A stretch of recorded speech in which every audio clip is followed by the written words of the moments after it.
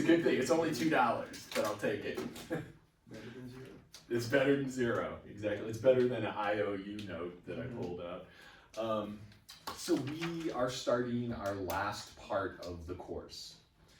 This is traditionally the part of Calc 2 that folks are like, wow, that stuff's hard.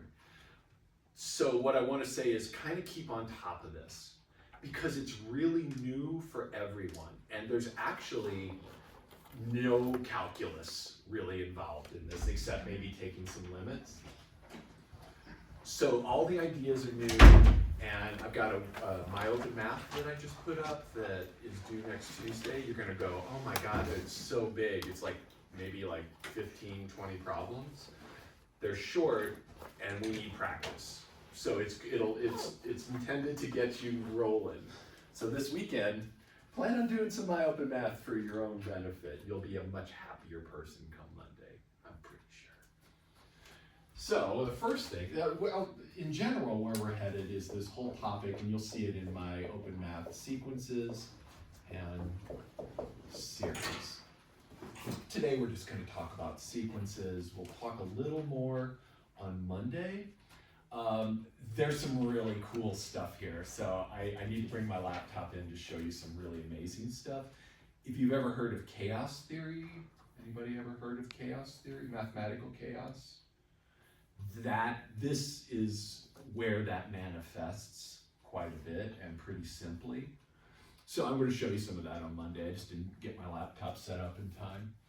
But we're going to start here today, and then this is infinite sums. And we'll get to that after we talk about this, because to understand this, you have to understand these. So they build on each other. So sequences are essentially just lists of numbers. Really, in the end, that's all it is a list of numbers separated by commas. That sounds pretty easy, but it's not necessarily easy. So we're gonna kind of ease our way into this. So let's get rolling here. So a sequence, and there's a lot of different ways to think about what a sequence is, and we'll probably talk about a few of them. A sequence is a list of values. So for example, 1, 2, 3, 5, 8, 13, and we are thinking about, in particular, infinite sequences. There's one case we'll look at finite sequences, but it's only so we can look at infinite ones. Infinite sequences, so I put the ... to indicate this never ends. Anybody recognize this sequence? This is kind of like one of the most famous sequences in the world. You do, Mia, what is that? That is the Fibonacci sequence, absolutely. So this is the Fibonacci sequence, which has been, did you read like Dan Brown books or anything? Or where'd you see it? Oh, discrete math. In discrete math, oh cool, okay, awesome, yeah, it's a cool discrete math topic. So this is a very famous sequence. Fibonacci was studying the population growth of rabbits when he came across this sequence. And I'm not going to get into the whole rabbit thing, but it's something you can look into, and it's an interesting story. Mia, do you remember how this sequence, like, do you know what the next number is? No. Anybody have a guess to, Leo? 21. 21, how'd you get that? 8 plus 13. 8 plus 13. So notice in this sequence, this is a very particular kind called a recursive sequence. And if you're a CS person, recursive stuff is like your lifeblood. It's like what you do. A recursive sequence is what this guy is. So the next term, and the terms are the things in the list. Terms. The next term equals the sum of the previous two terms. And we're gonna get more mathematical than writing it like this.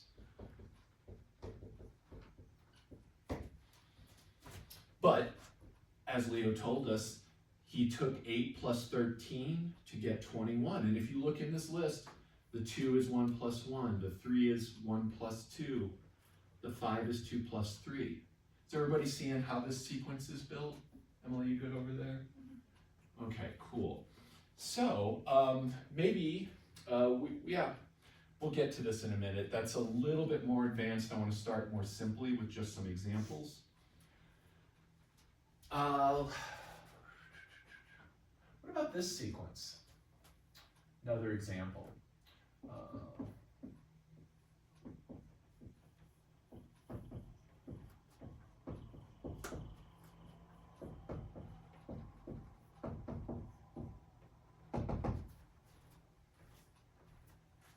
New sequence.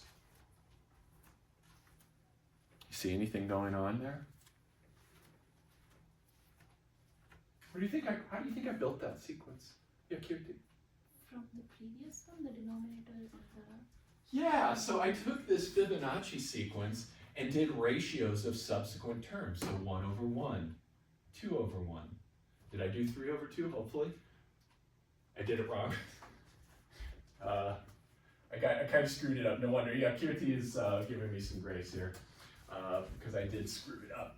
So what I wanted to actually say, excuse me, was 1 over 1, 2 over 1, and then 3 over 2, and then 5 over 3, and then 8 over 5. Now I think I got it better. 13 over 8, and then the next one would be 21 over 13. Yeah, and then dot, dot, dot. Does that look better? So I'm just taking the Fibonacci sequence and taking ratios of subsequent terms. This one's got a really cool result. Mia, do you remember anything from discrete math about this one? Did you talk about this one?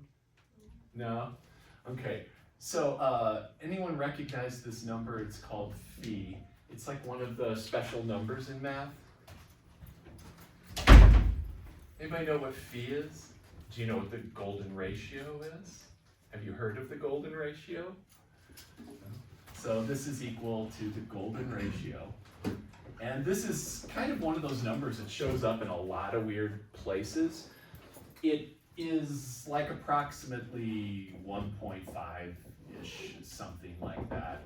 Right now I'm losing it in my head. It's precisely 1 plus square root of 5 over 2.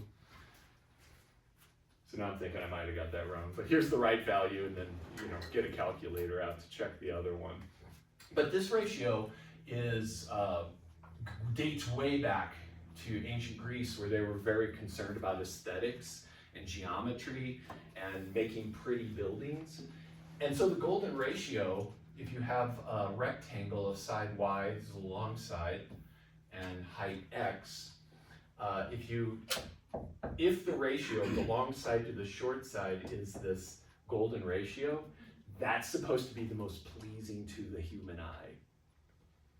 There's been studies done on this, and it's kind of a little bullshitty. It's like, yeah, maybe not. But the Greeks actually believe, so there's a lot of this golden rectangle. This is the golden rectangle in Greek architecture. All right, let's move away from Fibonacci. But this sequence is getting closer and closer to that phi, I guess is what I'm saying. If you keep going out, you end up getting closer and closer to that ratio there, which is kind of cool. So, what about another one here?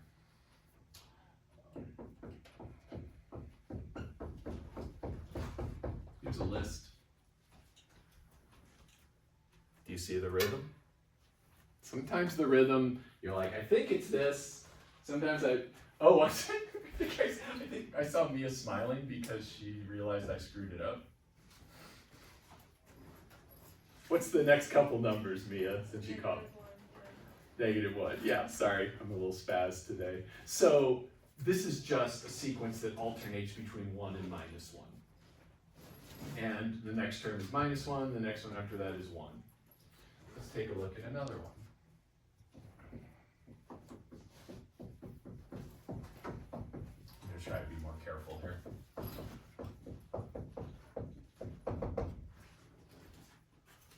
How about that sequence? Take a minute. On your paper, what are the next two terms? Don't say them out loud. What are the next two terms in that sequence?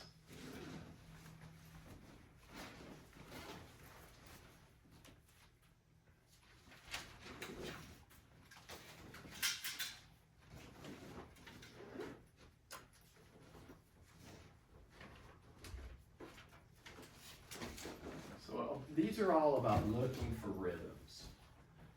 This is the most rhythmic part of math there is.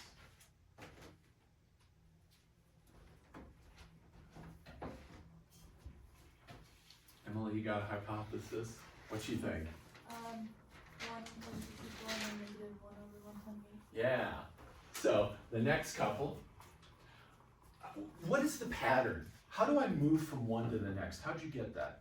Just multiply by negative 1/2. Yes. So check this out. There's a ratio that's common between all of these. So if you just multiply it by negative 1/2,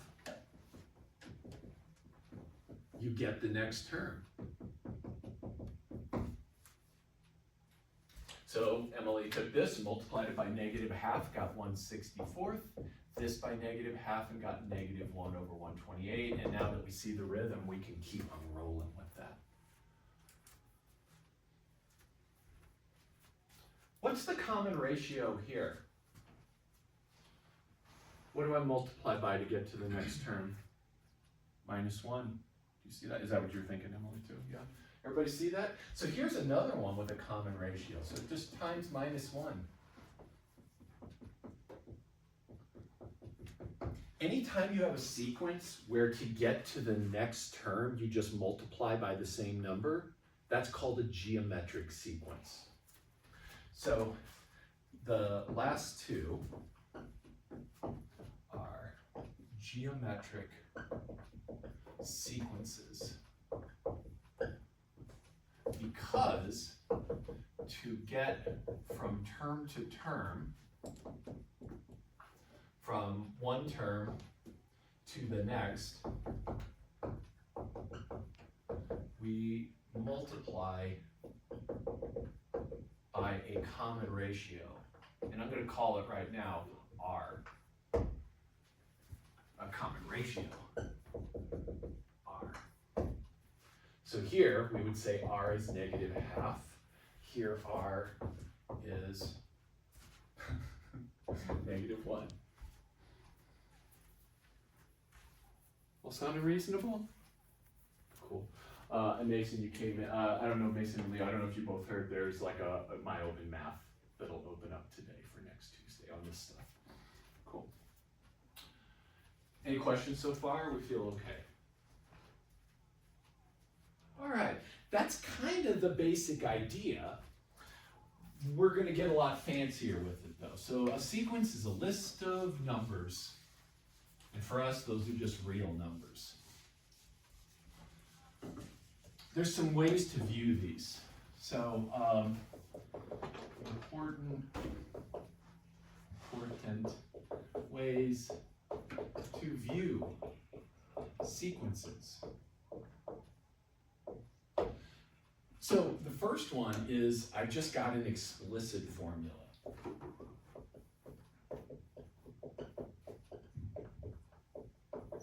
And that formula is going to look something like this. I've got a sub n. This is the nth term. So in other words, the nth thing in the list, nth number in the list. And we use all sorts of different things. A sub n is a pretty common one. And then over here we have a formula. So I'm going to put f of n, and this is just some function / formula to get the value.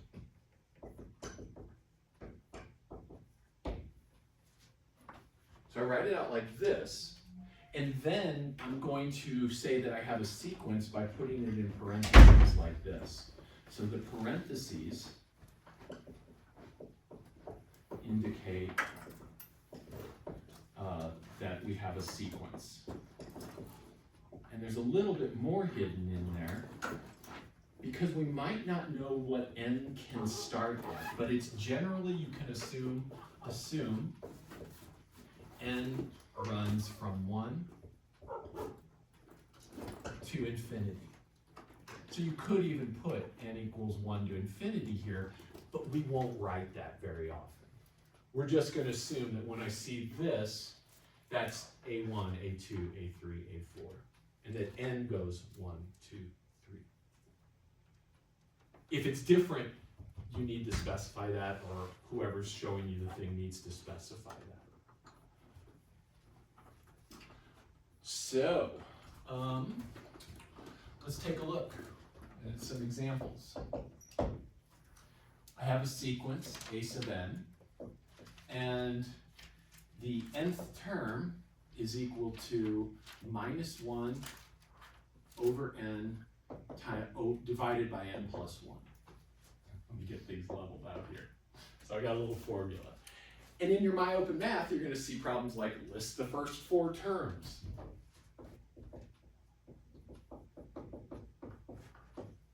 So what you're going to do is let n equal 1, 2, 3, and 4, and get out the corresponding terms.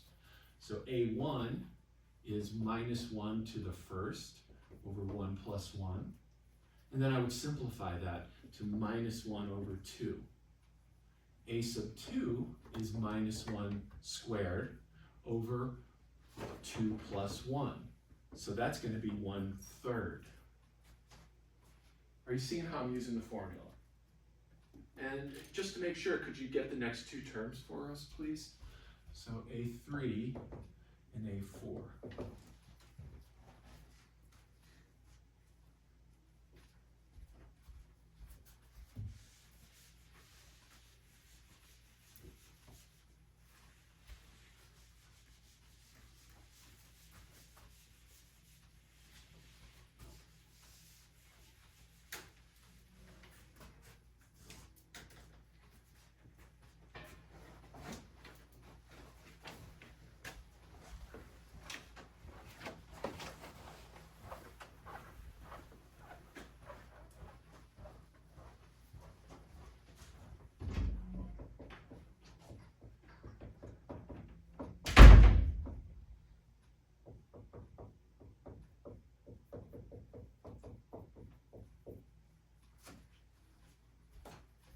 How are we feeling about -4th, 1/5? Oh, I got a thumbs up. That's exciting.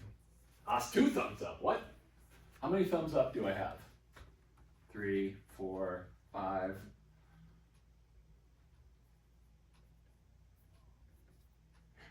You got a thumbs up for me, Quinn. Are you still catching up? Oh, no. Oh, good. Okay, awesome. Well, that was 6. Quinn gave me 2.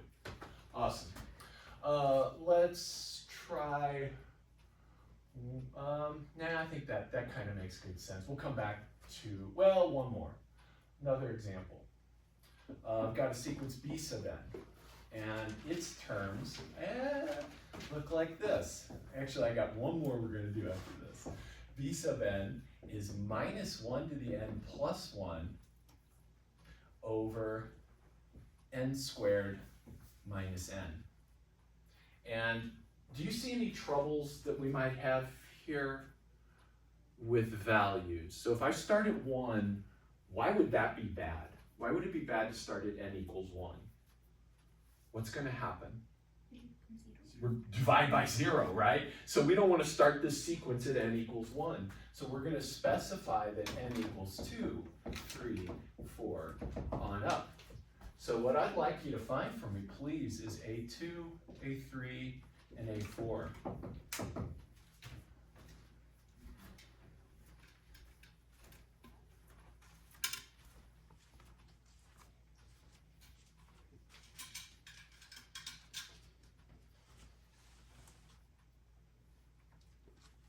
Maybe we should just do up to A5.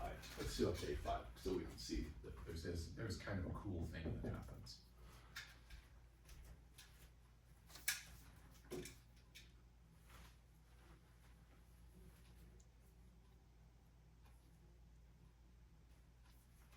Get a couple up here.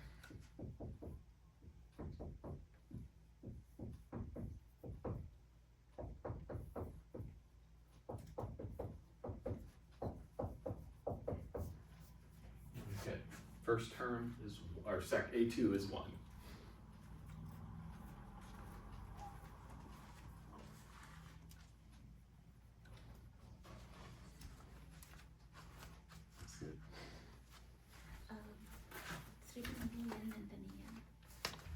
I'm sorry, say that again. Oh, yes, thanks. Yes, thank you. Yeah, good question. Good catch, Kirti. I do mean this. Thank you.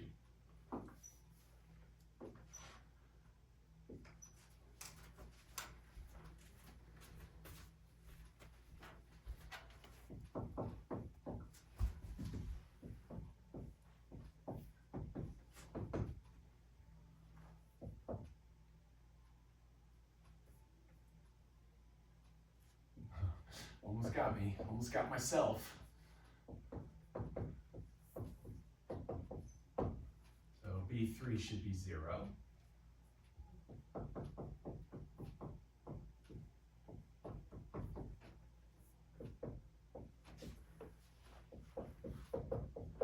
Professor, Yes.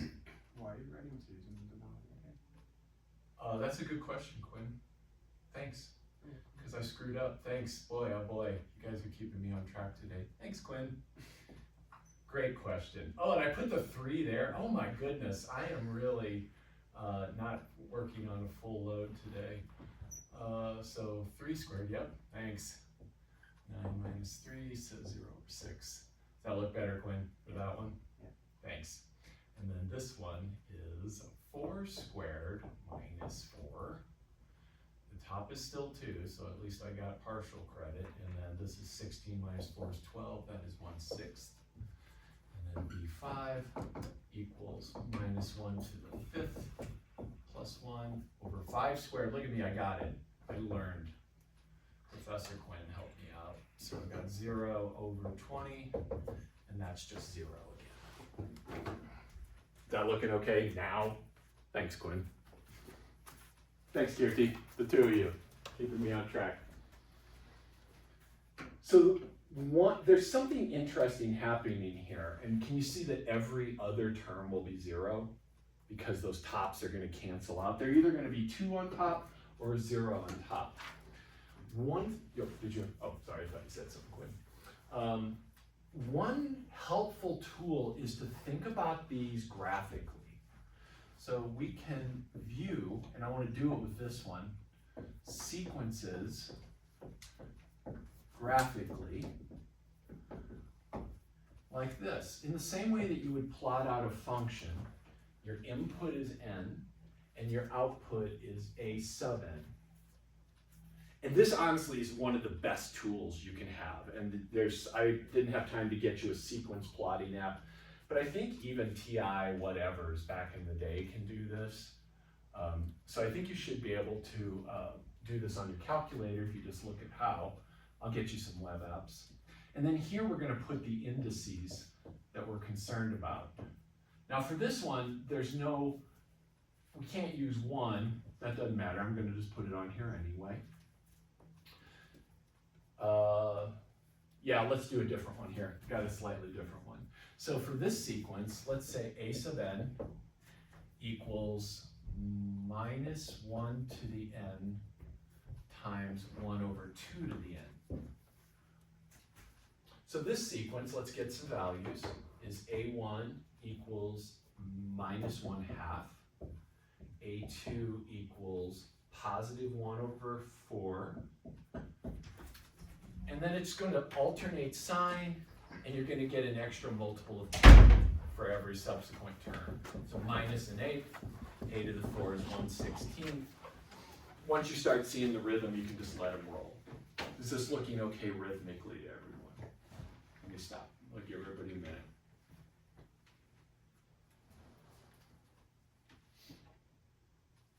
You good, Mia? Cool. I was kind of waiting to just see your head move any slight direction. Okay, cool. All right, so no pressure, Mia, no pressure. So to plot these out, notice that the magnitude of the biggest one is a half. So I'm going to come down and make that a minus a half right there. And that is going to be my a sub 2. So that's a sub 2 right there. This should have Nope, that's a sub 1. Yep, sorry, I was thinking of the last one. I put a little dot that represents the sequence. Then the next term is 1/4. So if this is a half, trying to keep consistent measurement, a quarter would be right here, and that would be a sub 1 should go here. A sub 1 goes here, and then a sub 2 is right here. And then a sub 3 is half that. So if this is a minus a quarter, a sub 3 is minus an eighth. So it's going to go right here. And then you see this rhythm that each time I switch sides and I get closer to the horizontal axis. So you see this oscillatory behavior. We don't connect those with lines, we don't have smooth curves, because these sequences are only defined discretely. Meaning that it's not continuous. It's just like discrete math. You don't study continuous functions. You study just things that are basically listable in a way. Where do you think that's headed long term? What do you think the long-term behavior is? 0. You see how it's settling down? It's just like an oscillating pendulum that's losing energy. It's settling down. Never quite making it to 0, but like Emily said, headed towards 0. So for this sequence, I want to talk about one idea. We can talk about the limit of a sequence. And for this last one that we had here, where a sub n is, and I'm going to write it slightly differently, and I'm going to show you it's actually also this. These are all valid ways to write this sequence. All those are good. I'm just doing exponent games. For this sequence, we could say that the limit as n goes to infinity of a sub n is 0. Because in the long run, it is getting closer and closer to 0. So because as n gets larger, the terms approach 0. Does that make sense? Yeah, cool. And so you did limit stuff in Calc 1 for whatever that was worth. Some of that is going to come back now, but in the most basic ways. We're not going to do crazy, obscure limits. We're going to keep things pretty chill.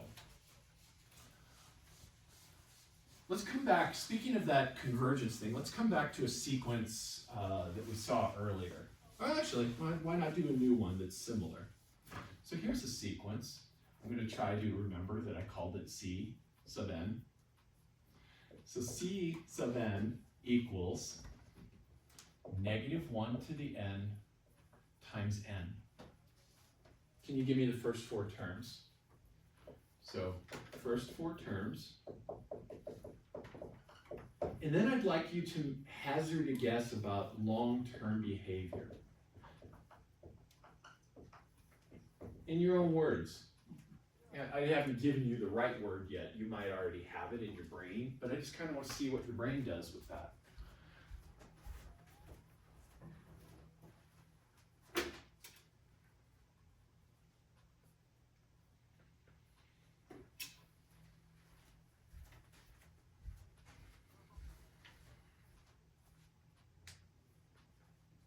And I would recommend maybe doing a little plot of n versus c sub n to help you picture what's going on. Definitely helps me have a visual. Y'all good on this, Leo? You probably got it, yeah. It's not too bad. You haven't been bringing your guitar lately. You're still doing. Yeah. I actually got a 12 string. Did you? Yeah. Nice. What kind? Taylor 150 CE. Ooh, beautiful. Yeah. Wow. I'll bring it in one day. You take a look at it. I would love to see that. I've got a 12 string I haven't played in years because I kept trying to. I broke the B string, and it's super fine on the 12 string, Yeah. and it's every time I tried to replace it, I just broke it again. Yep, just Yeah. like, I think you're supposed to go a lot slower and like just let it sit, just a little bit, let it sit. I don't know, maybe you can give me some tips on Yeah. that. Cause I just gave up. A full 12 string, Professor? What's that? A full 12 string? Yeah, That's awesome. yeah. It's nice. Mine was an Alvarez. For whatever that's worth either. The strings I have are so stiff. It's not super fun to play. And that's where I went and got in trouble, Leo, because I tried to get like super light strings. Yeah. And then who wants to play an 11 string? All right, let's look at some terms here. So, okay, so far so good. I've actually remembered what I said moments ago, so that's kind of nice and new. -1's that first term. C2 is -1 squared times 2, so positive 2. C3 is, can you also see that each term is going to switch sign? Do we see that? That's what these -1 to the ends are for, so that you're flipping your sign.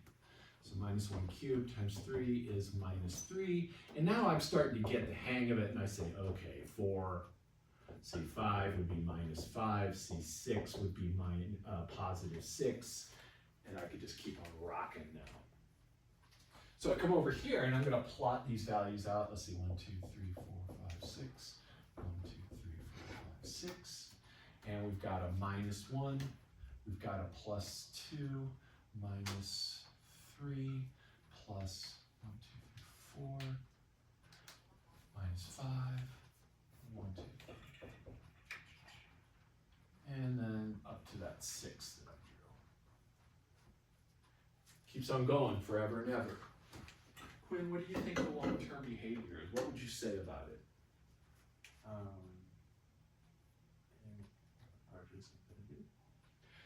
Is it just positive infinity? No.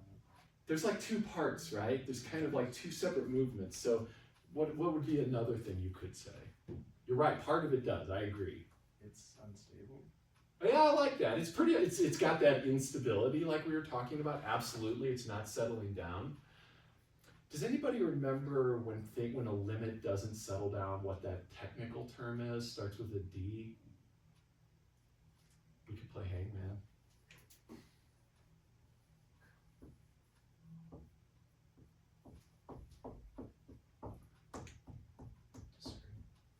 Nope.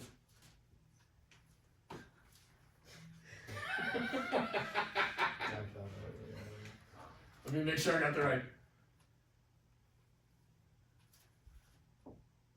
Yeah, that could work. E. Sick. What? E? Yeah. Yeah, good, all right.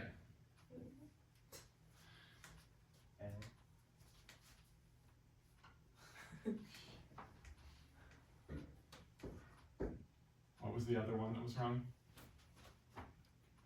What was the head? You said discrete. Oh, right. Oh, just took a guess at it.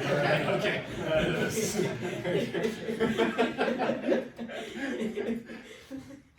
Come on. It's like, A. I think we already guessed it. Oh, wait, yeah. Oh. Here's the list. Yeah. I? Yay! That's some hang.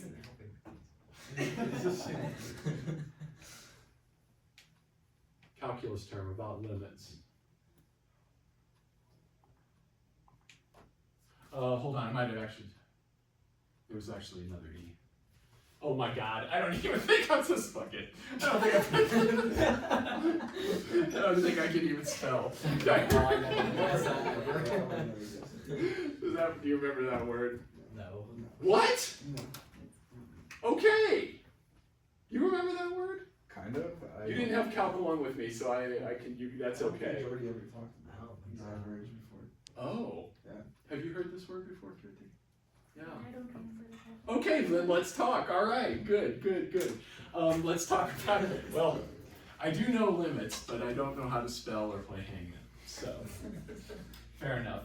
So this sequence diverges. And let's just talk about it in the least technical way of all. it doesn't settle down as we move to the right. As the n gets bigger, the sequence never settles down.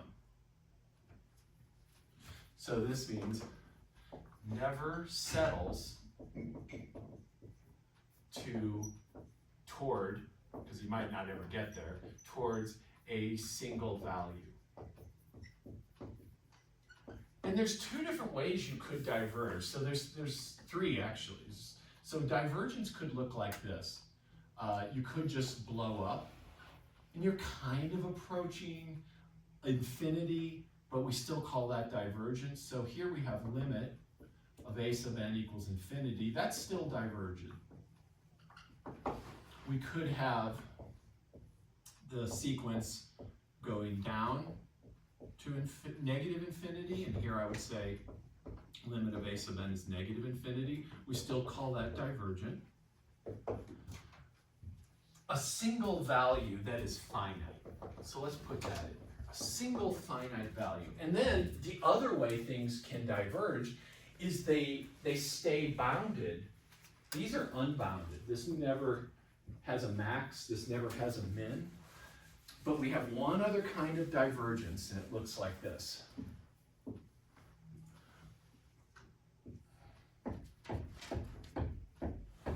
That -1, 1 sequence that we had never settles down. There's no one answer you could say is the limit at infinity. So this one here was that -1 to the n, and this is divergent. Part of it goes to 1, part of it goes to -1, but as a whole, there's no single answer for this. Does that sound vaguely familiar? Emily, did you learn about divergence? I don't know.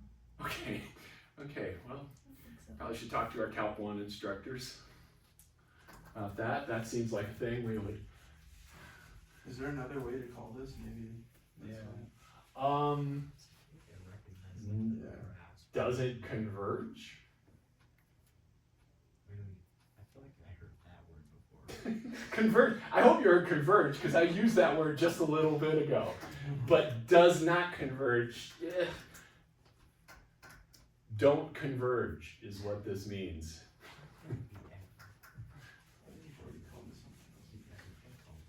Interesting. Okay. No matter. Does this make some sense anyway? What about this sequence? This one that we had before. Oh, let me just give you a new one. Here's a new one. I've got a sub n equals -1 to the n plus -1 to the n plus 1 over n plus 3. Take a look at this. Grab some terms and see if you can gather what might be happening here. Let's well, I guess I could try to count properly too. Let's try to get the first 5 terms.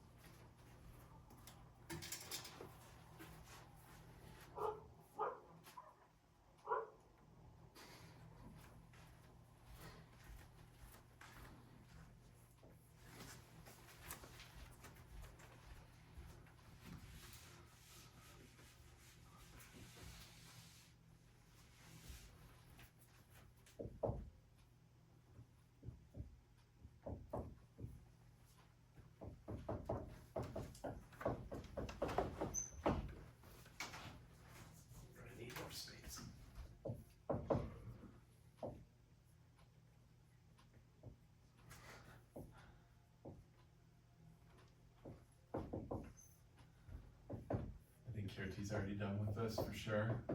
I saw you not going much further. What is this going to do? Always be there. This is always going to be 0. Is everybody catching that? So this is just going to be 0. A sub 4 equals 0. Does this sequence converge or diverge? Neither. Why do you say that? It's linear. What does converge mean? It means come together. Yes, but mathematics. Yes, in like a beautiful poetic way. What does it mean for sequences? What is it when I say a sequence converges, Quinn? What is it? What am I saying? Like it's one line. It's one number? Yeah. Does it become one number, or is it approaching one number? So to approach a number, or to just end up being it, those are the same thing. This approaches 0 because it's just always 0. So this one just stays flat at 0. It's like an equilibrium kind of situation. So this sequence is always, if I can, I'm not even trying to spell that with, well, 2 L's is wrong, yes. Always equals 0, so we say it converges to 0. It settles to 0 instantly, and it never leaves there. Let's look at another one. So I've got B sub n. Actually, quick review. Does this notation make sense? Okay, does anybody know what that means? Mia does, because she took discrete math. What does that mean, Mia? Factorial. That's factorial. So this is said, and if you haven't taken like a stats class or something, or it's been a long time, we read this as n factorial. And it comes in pretty heavy for sequences. So what it is defined as is n, you take a number n, so this is n is a positive whole number.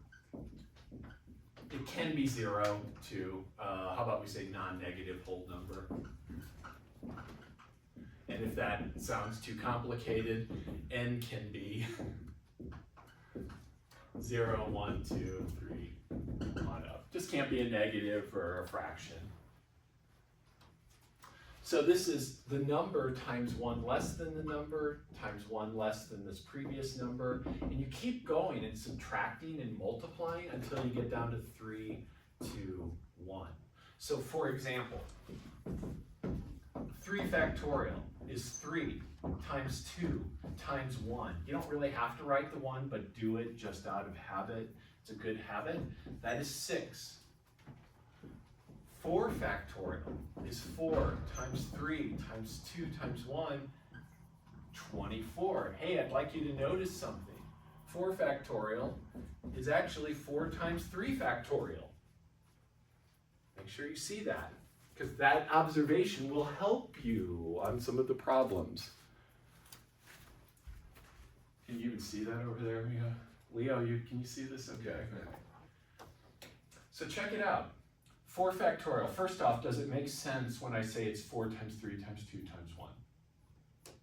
Mason?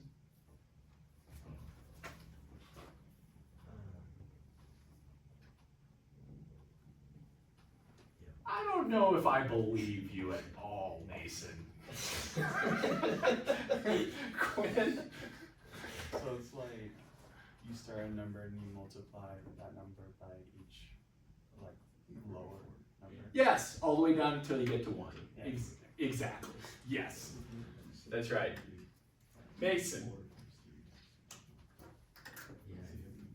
let me get closer to you and write this. Yeah, that's what I'm thinking. Maybe it's hard to see. Mason, I got 5 factorial. That means I take the number 5 times 4 times 3 times 2 times 1. So every number less than it down to 1 all multiplied together. Does that make sense? And notice that this is just 4 factorial. So 5 factorial is actually just 5 times 4 factorial. That's what I was noting before. Does that make sense? I think I believe Mason now. I'm not sure if I don't know about Axel. What does make sense? Which part? 5 times 4 factorial part. Okay, do you buy this? Yeah, that's Cool, awesome. What is 4 factorial? Can you help me with that, Axel? How would I compute that? it's just 4 times 3 times 2 times Cool. Notice that this shows up here. Yeah. And it's just Oh, you just multiply. just multiply by the next number. Haha, now I believe you. Wait, now I'm confused. Okay. Okay. What's confusing you in particular? Are you okay with 5 factorial? Yes. And then let's do this together. You tell me this. What's 4 factorial? 4 Mason. times 3 times 2 times. 4 times 3 times 2 times 1. Do you see that pattern right here? Yes. 5 times that pattern was 5 factorial. This is just shorthand for 4 times 3 times 2 times 1. And I see that right there. Oh. Now that I believe. Yeah. Okay. Yeah, you cannot, we've been all together long enough, you can't fake me out. Emily, you feel okay on this? So if you did like, okay, so like if you had 3. Let's do it. factorial, Yeah. you do Oh, you 3 times 2 times 1, and then that one up there would just be 4 times 3 then. 4 times 3 factorial, yeah. Oh, you're riffing now. Okay, I get it. This is good shit. Hell yeah. Making up your own problems and solving them. I love it. Exciting. 5 factorial, if you multiply this all out, is a big ass number. Hey, really quickly, without doing the whole rigmarole, 6 factorial, how can I do that quickly now that I know 5 factorial is 120? What is it, Kirti? 720. But how'd you get it? 6 into 120. 6 times Yeah. 6 times 5 factorial. Yeah, this is just 6 times 5 factorial. And remember, that's just notation. That's just shorthand. So that's 6 times 120, 720. This thing's getting big fast. These factorials blow up incredibly fast. Has anybody had a stats class or probability? I know you have. What did you take, 270 or 272? It's freshman year. Okay. Sounds like it was a very valuable course. Yes, we go. I took AP stats in high school. Oh, nice. Very nice. Cool. So you saw some of this. Did you like find the number of poker hands and all that kind of stuff? Mm-hmm. Okay, cool. Yeah. Cool. It's a lot. It's a lot. It's a lot. Okay. I was thinking I might do it if we had more in here, but we're not going to count poker hands. We'll do that. We don't need to count poker hands. So let's use this in some sequencing. And actually, I got a little sub problem for us. I'm going to give you a sequence. What time we got? A few minutes, just real quick, last one, and then we'll pick this back up on Monday. Please do start the homework, at least. There's a few things we're going to want to talk about on Monday. I honestly think you could probably do all of it at this point, but I do have cool things to show you on Monday. So last sequence, because it's, oh man, I'm going to call it Z. Z sub n equals n factorial over n plus 1 factorial. Give me the first 4 terms. If you can simplify this up front, life becomes easier. So I have 2 requests for you. How about first 3 terms, and then a simplified version, simplified formula, using what you know. And you actually, once you do these, do them and simplify them. I think you'll see the pattern. So we got Z1, Z2, Z3.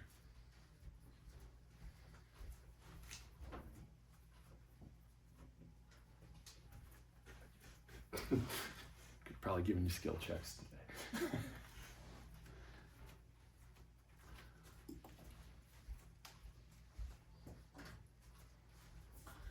But on Monday, I'm going to show you something that it's going to blow your mind if you haven't seen. Have you ever seen Mathematical Chaos, the logistic curve, or anything? Does any of this sound? It's just that it's been a while, so I know all of this, but I don't remember the topic names. Okay. Have you ever seen cobwebbing, where you do?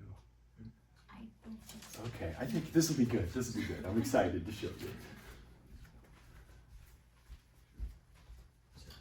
What's 1 factorial?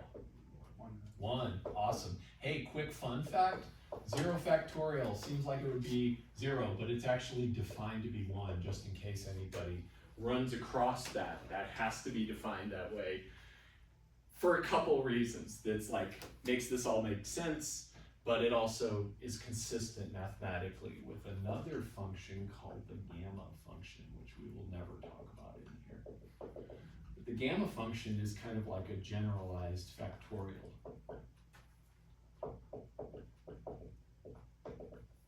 Where you could do something like, something crazy, like what's 1/2 factorial?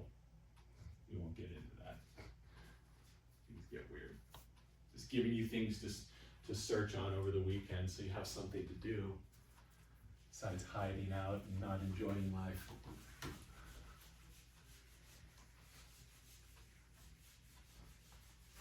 Okay, probably, sorry, we're running late, so let's get this going. So we got 1 factorial over 2 factorial, 1/2. That one you don't have to do much simplifying. Z2 is 2 factorial over 3 factorial. What's that simplify to? 1/3. Okay, I like it. I heard Axel, I like it. Axel, what's this next one? I didn't get that far. Oh, shit. Anybody else got this one for me? 1/4. 1/4, because it's 3 factorial over 4 factorial, which is 3 factorial over 4 times 3 factorial. You can just cancel those suckers and get 1/4.